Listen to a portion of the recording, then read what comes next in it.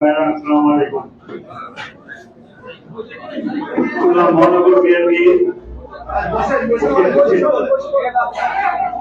খুলনা মহানগর বিএনপি দীর্ঘ 17 বছর পর খুলনা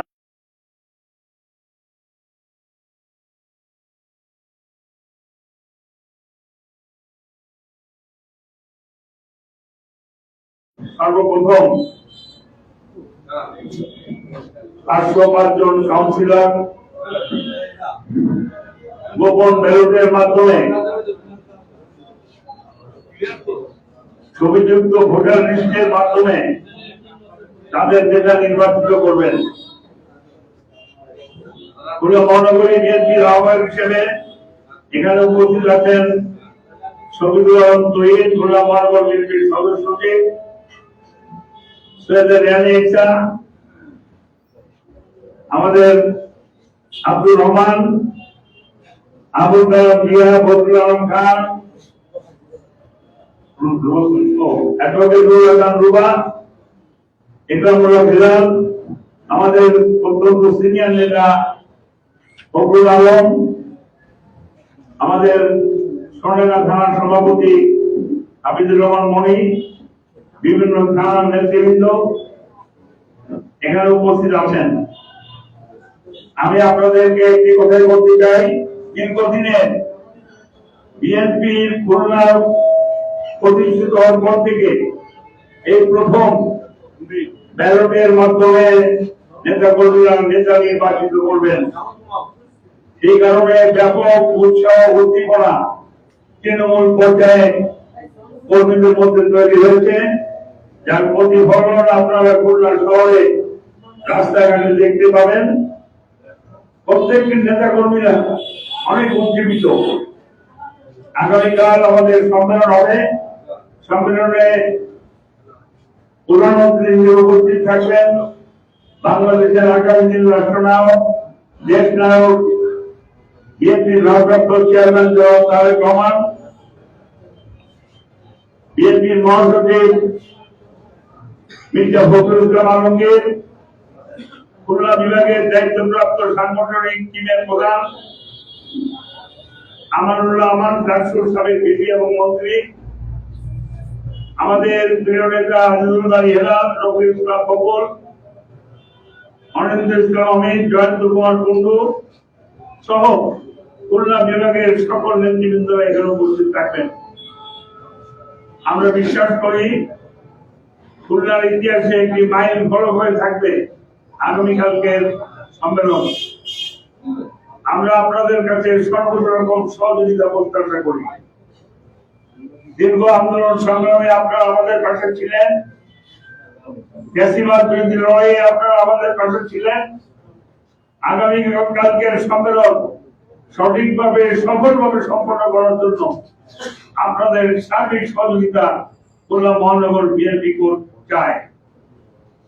আমি এবং আমার সদস্য সচিব শফিকুল আলম তহিদ সহ আমাদের যে টিম আমাদের উপর দায়িত্ব দিয়েছিলেন দেশ নায়ক তারেক রহমান, সেই দায়িত্বটা কতটুকু পালন করতে পেরেছি কি পারি নাই, কিন্তু আমরা চেষ্টা করেছি একটি সম্মেলনের মধ্য দিয়ে আমাদের দায়িত্বের পরিসমাপ্তি ঘটাতে, যেটি আগামীকালকে হবে।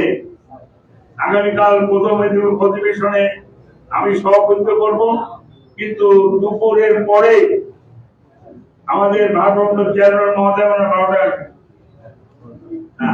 তারপরে ওনার বক্তব্যের পরে আমাদের নামাজের খাওয়ার বিরতি, তারপরে দ্বিতীয় অধিবেশন হবে জিমনেশিয়ামে, ব্যালটের মাধ্যমে নেতা নির্বাচন করবেন। আপনাদের বিভিন্ন বিষয়ের উপরে এখন আপনাদের সামনে ব্রিফ করছেন খুলনা মহানগর বিএনপির সংগ্রামী সদস্য সচিব। আগামীকালকে যে সম্মেলন হতে যাচ্ছে, সেই সম্মেলনে আমরা মনে করি একজন শক্ত সাধারণ সম্পাদক প্রার্থী শফিকুল আলম তহিদ আপনাদেরকে এখন ব্রিফ করবেন। ধন্যবাদ।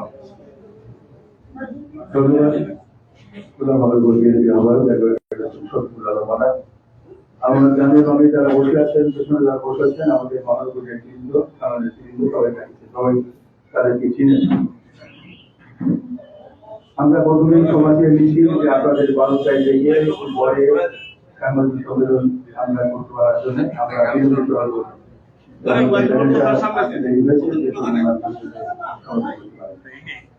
মনোভাই বলেছেন 16 বছর পরে আমাদের মহানগর বিএনপি সম্মেলন অনুষ্ঠিত হতে যাচ্ছে ইনশাআল্লাহ।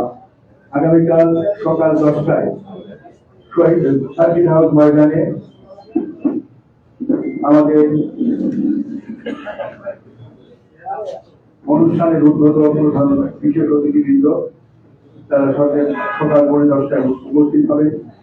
ওখানে 36,000 স্কোয়ার ফিটের প্যান্ডেল তৈরি করা হয়েছে, 2400 স্কোয়ার ফিটের মঞ্চ তৈরি করা হয়েছে।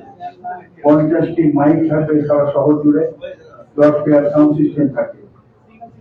নিরাপত্তার জন্য 171 সদস্য বিশিষ্ট আমাদের শৃঙ্খলা কমিটি রয়েছে, তারা নির্মাণ করে শৃঙ্খলা দায়িত্ব পালন করবেন। আপনারা জানেন সারা শহরে শ্বাসরোধ উঠেছে। 3 বছর আগে আমরা দায়িত্ব নিয়েছিলাম। দায়িত্ব নেওয়ার পরে বহু চড়াই উচ্চাই পেরিয়ে অনেক বাধা বিপত্তি প্রতিকূলতার মধ্যেও আজকে আমরা সম্মেলনের দ্বার প্রান্তে এসে পৌঁছেছি। ইনশাআল্লাহ কাউন্সিলের মাধ্যমে নেতা নির্বাচিত হবে এবং কাউন্সিলররা যাকে ভোট দেবে তারাই আগামী দিনে খুলনা মহানগর বিএনপি পরিচালনা করবে, সেটি আমাদের রাজনৈতিক বিশ্বাস। আমাদের সকাল 10টায় জাতীয় এবং দলীয় পতাকা উঠবে। বেলুন এবং কবুতর নিয়ে সম্মেলনের উদ্বোধন ঘোষণা করবেন অনুষ্ঠানের উদ্বোধক জনাব মামুনুল রহমান। তারপরে জাতীয় এবং দলীয় সঙ্গীত হবে। তারপরে নেতৃবৃন্দ মঞ্চে ওঠার পরে পবিত্র কোরআন, আগামী মাস থেকে তেলাওয়াত হবে এবং গীতা পাঠ হবে। তারপরে আনুষ্ঠানিকভাবে সম্মেলনের শুভ উদ্বোধন ঘোষণা করবেন বক্তব্যের মাধ্যমে জনাব মামুনুল রহমান। অতিথিবৃন্দ মঞ্চে থাকবেন। প্রথম অধিবেশনের 12টায়, ঠিক 12টায় আমাদের ভারপ্রাপ্ত চেয়ারম্যান তারেক রহমান ভার্চুয়ালি আমাদের সাথে প্রধান অতিথি হিসেবে ওনার বক্তব্য শুরু করবেন। উনি কত সময় বক্তব্য রাখবেন সেটি আমরা জানি না, তবে যখন যেতে দেখেছি সেরকম প্রায় 50 মিনিট বক্তব্য রেখেছেন। আমরা দ্বিতীয় পর্বের সভাপতির বক্তব্য শেষেই দ্বিতীয় পর্ব শুরু হবে। মধ্যাহ্ন ভোজ এবং প্রহরের নামাজ আদায়, নামাজ শেষে জিমনেশিয়ামের 3টা আমরা আমাদের কাউন্সিল অধিবেশন শুরু করব।